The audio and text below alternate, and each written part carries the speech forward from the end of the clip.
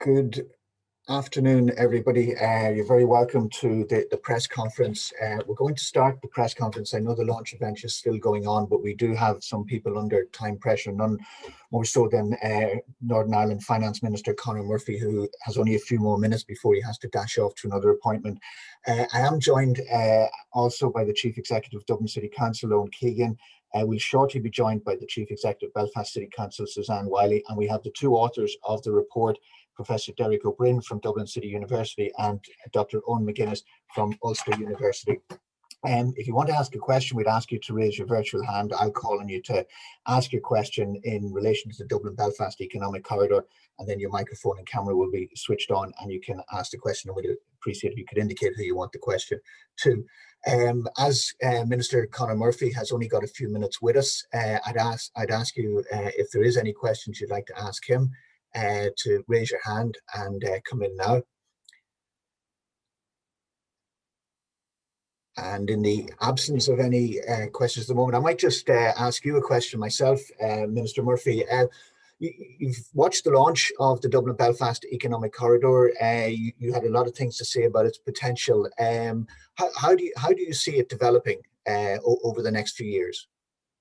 Well, I think the plan which the 8 councils have put together is very impressive. It builds on a lot of research work which has been done over the years, looking at the issues such as infrastructure, connectivity, the population trends, the assets that there are along the corridor in terms of universities and business and ports and infrastructure, and how best to pool all of that and to maximise the economic potential of all of that. So I think what we need to do using the north-south arrangements, and whatever support certainly on the southern side of the border we can get from Europe, is to try and give effect to the plan and the plan and the programme that has been developed today, to give effect to work closely with our local government partners, because I think they have been at the forefront of recognising the importance of all of this, to make sure that both Dublin and Belfast are aligned on this, that our investment and spending plans are aligned, and that we internationally go out and market this area as a place which is a good place to do business, which has all of the attributes that the report has identified, and start to promote that internationally as well.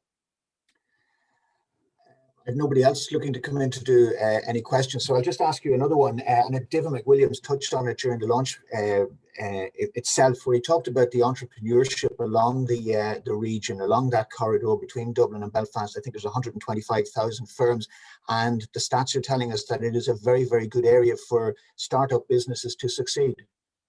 Yeah, my own area, with all of the difficulties that we've faced with being a border region, both north and south, I mean, I think probably Newry and Dundalk, Louth, County Council, Newry, Portadown, are possibly unrivaled in terms of startup and that entrepreneurial spirit and that level of cooperation which they were involved in long before it became almost fashionable. The two councils have been collaborating together for decades now, and the chambers on both sides of the border have been doing joint initiatives. So it's not surprising that that is reflected. What we need to make sure is that that local entrepreneurial endeavour is supported properly by central government and by local governments, to give people, because people have actually been starting businesses, and there's some hugely successful businesses have started on both sides of the border. Now international brands have really started from nothing, and despite the obstacles that were in their way in terms of partition, in terms of in Europe, out of Europe, in terms of kind of being on the periphery of both states, have managed to grow and to thrive. And so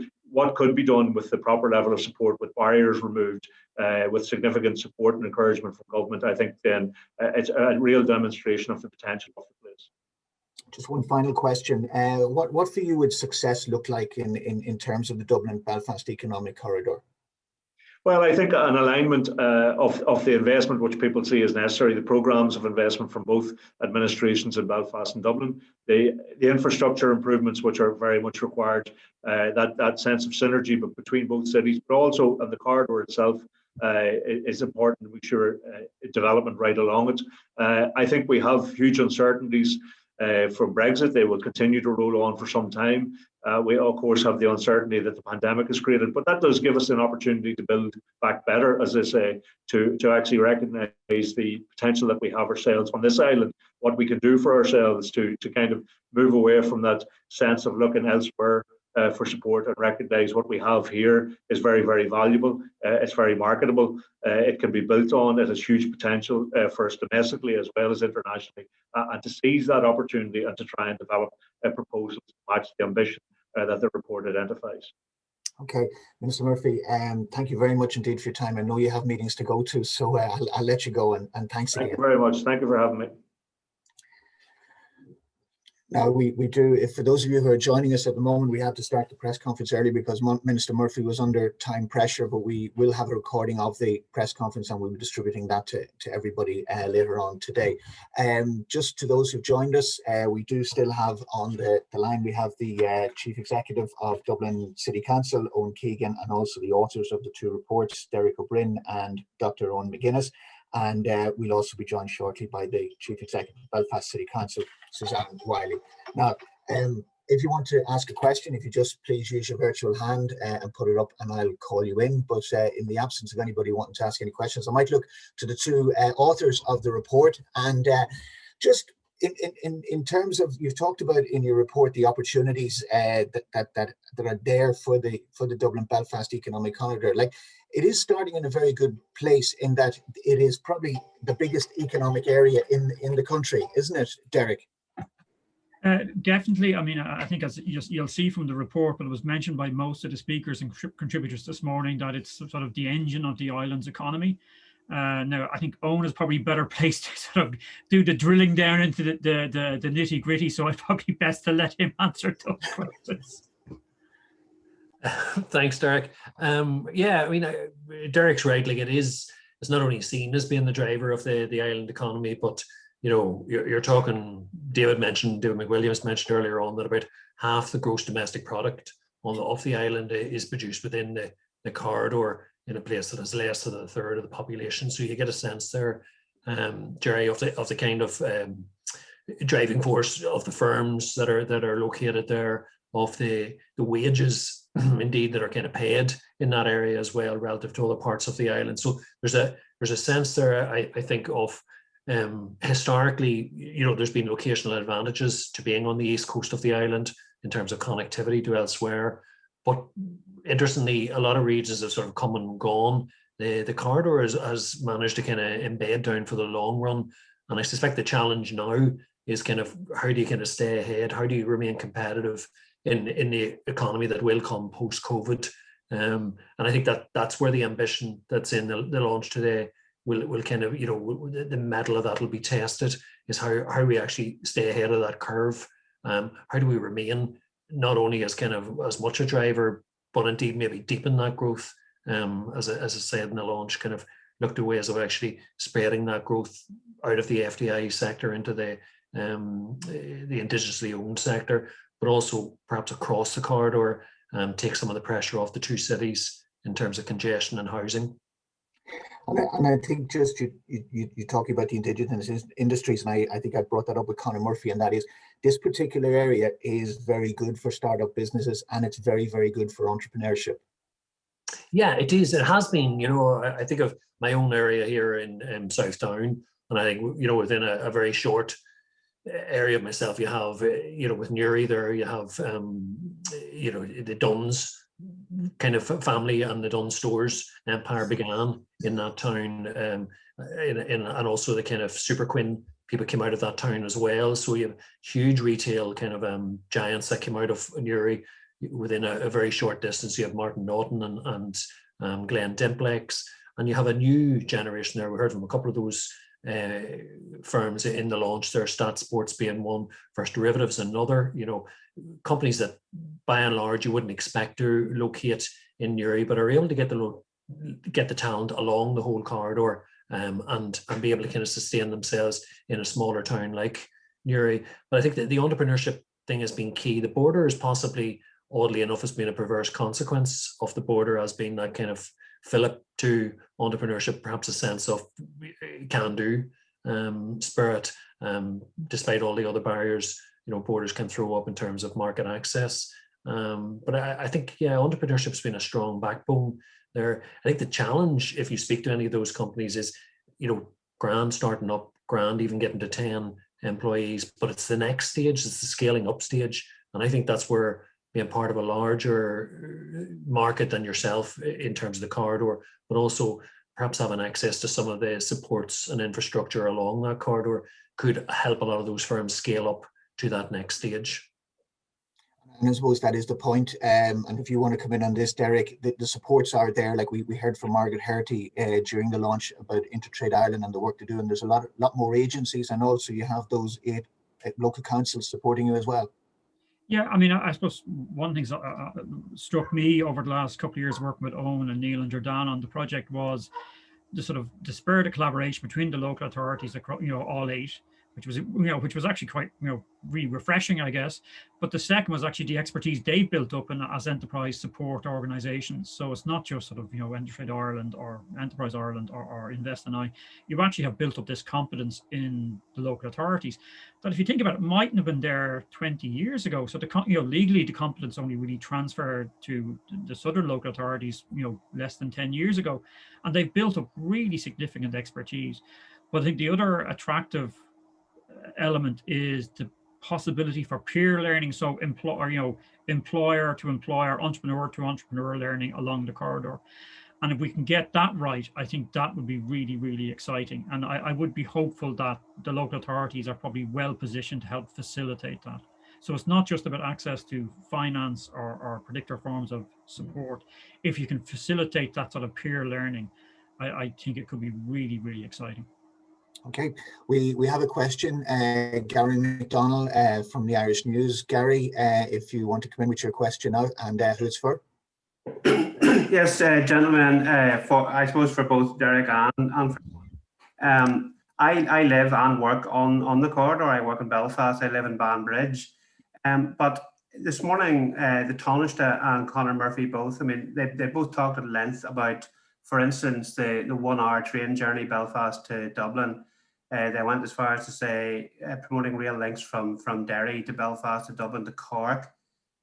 Some of these things are pie in the sky. They've been talked about for so many years, and where's the money coming from for a start?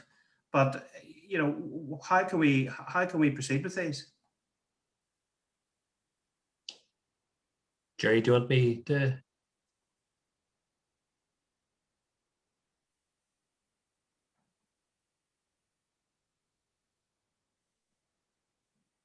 Sorry. Gary, can you?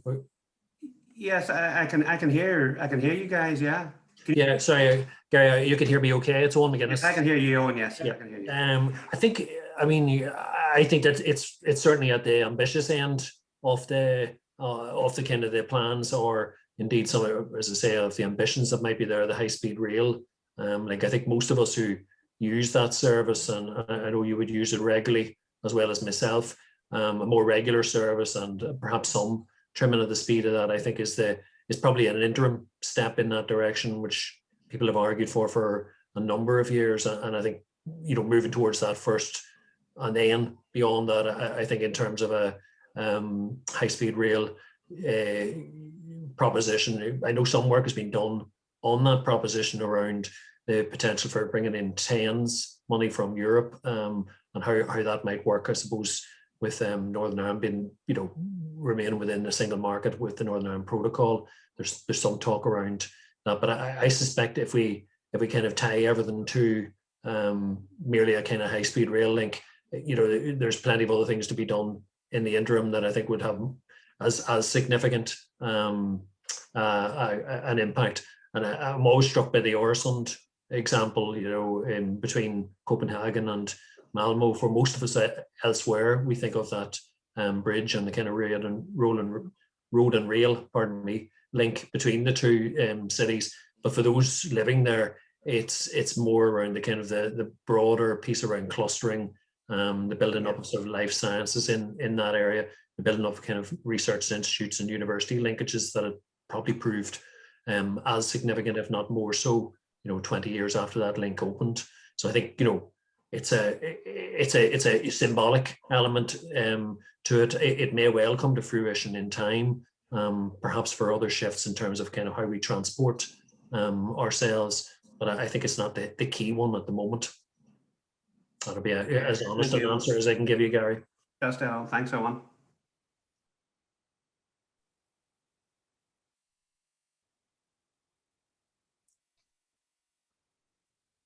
Jerry, can't hear you.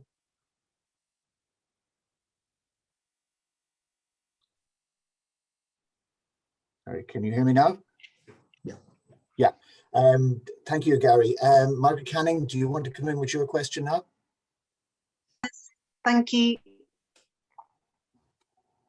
I would just like to ask, how can these very ambitious plans work without buy-in from the unionist community? Is embedded in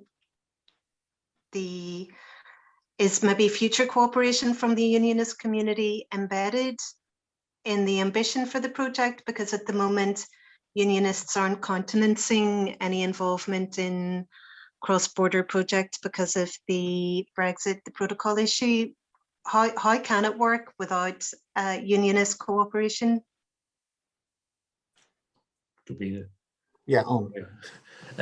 Margaret, thanks for the question. It's Owen McGuinness here from Ulster University. I think, well, in the first instance, I suppose it's the network itself is a network of 8 local authorities, which would cover the broad spectrum of all kind of political parties across north and south. If you think on the northern council side, we have Lisburn and Castlereagh City Council, Armagh City, Banbridge and Craigavon, as well as kind of Newry, Down, Belfast City Council there in that. So there's a broad spectrum of sort of political opinion, and indeed within that the corridor network now has a sort of a political oversight group where there's elected councillors on that. So whatever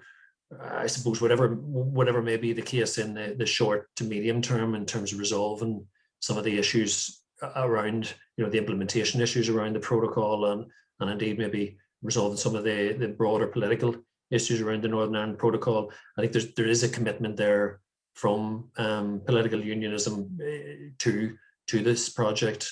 I think there's a recognition of the benefits that can be gained, and certainly in years past when I worked in cross-border work with Intertrade Ireland, even in times when things weren't that easy politically between North and South, or between nationalism and unionism in the North, board members there are carried on from all political parties. The kind of benefits for cross-border business are often seen to outweigh some of the kind of shorter term political difficulties, I think, and that I suspect may prove to be the case again here.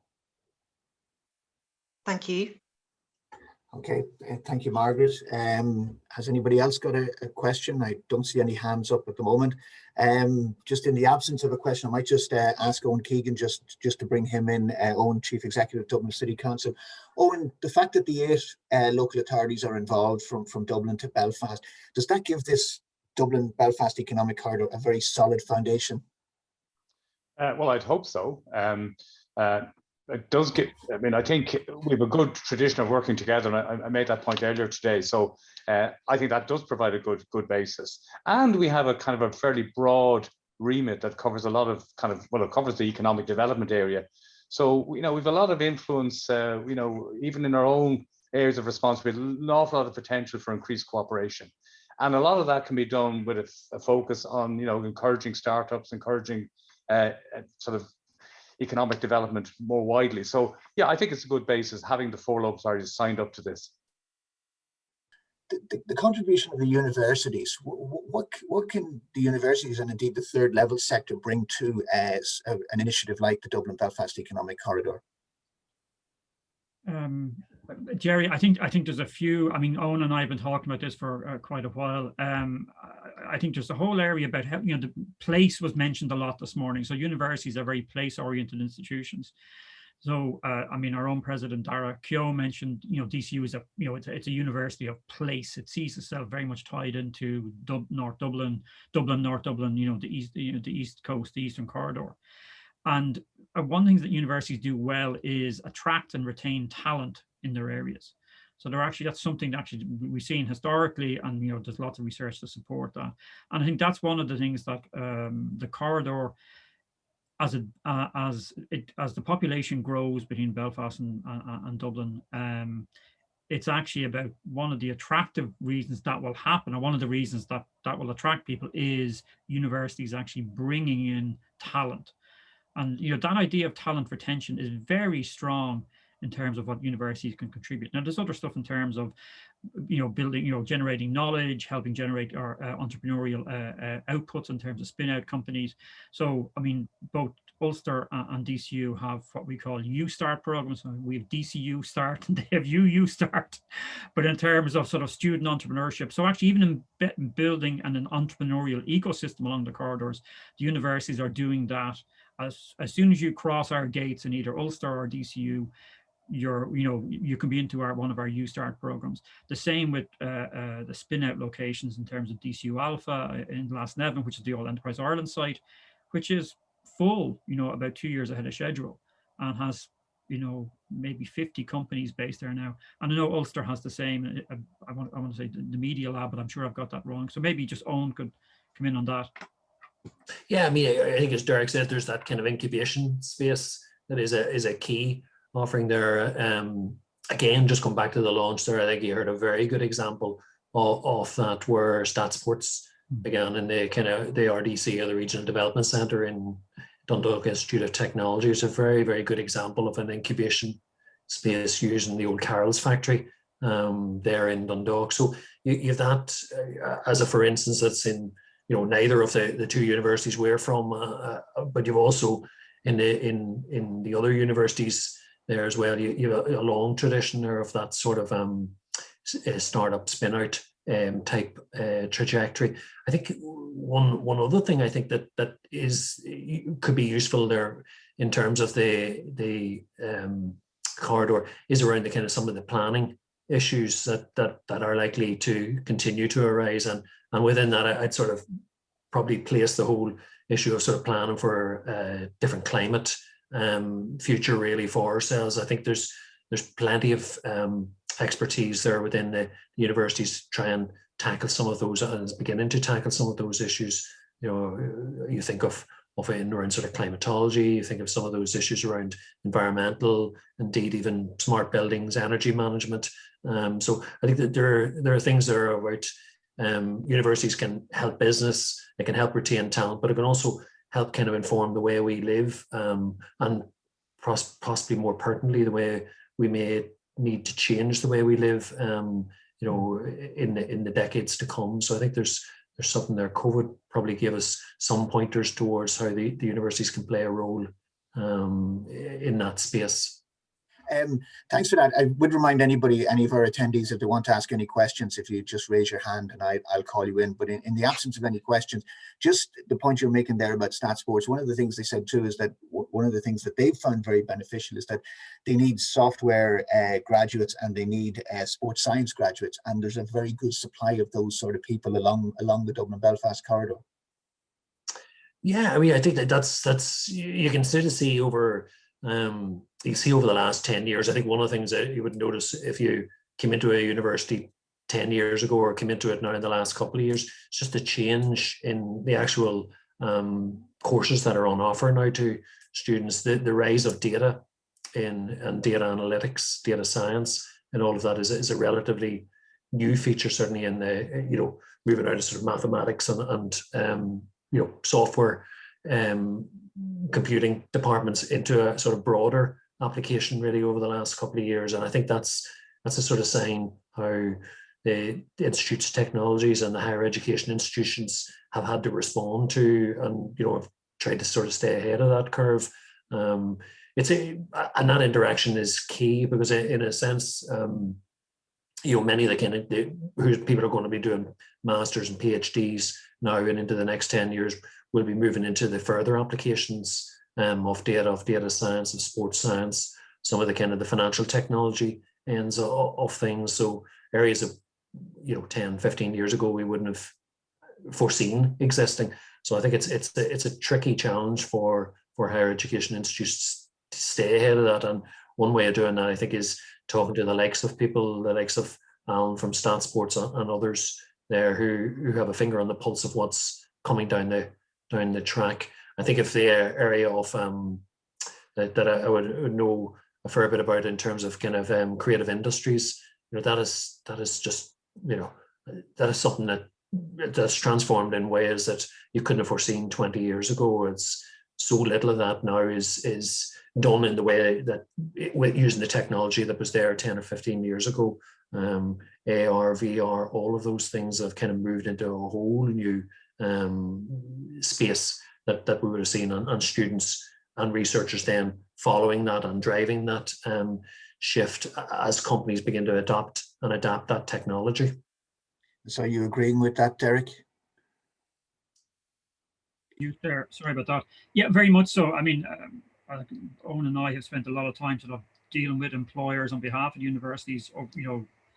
What struck me over I suppose my 20 years working with employers or and business rep bodies like chambers is we're beginning to see something very exciting happen in terms of government funding been tied to employment related programs. So a lot of the stuff I would do the last number of years has been tied to part-time learning, where you have Springboard Plus or you have SkillsNet funding, where you're developing very bespoke programs for employment sectors.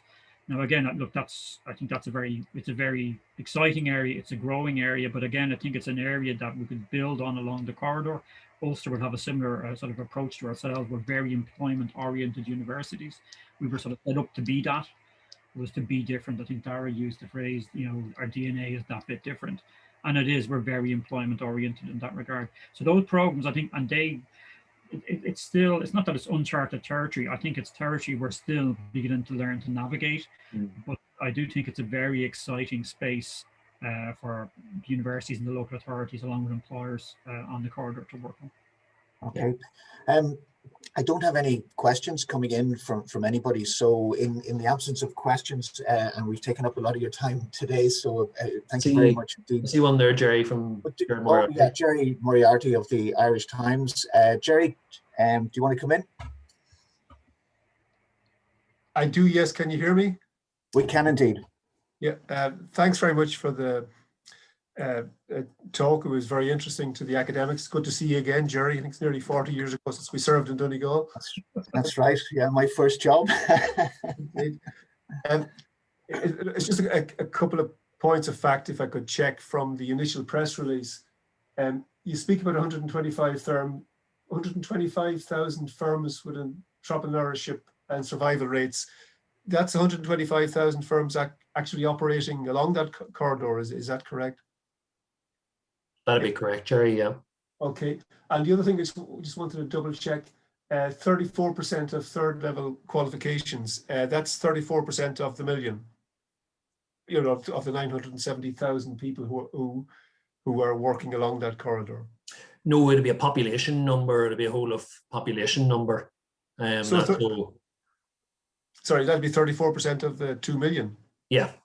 Right. You just wanted to clarify that. Yeah, no, it's a whole of population. It'll be probably a higher percentage of the working age. Your sort of 16 to 64 would be, that percentage would be higher again within that. I don't have that figure to hand, but it's 34 of the whole population.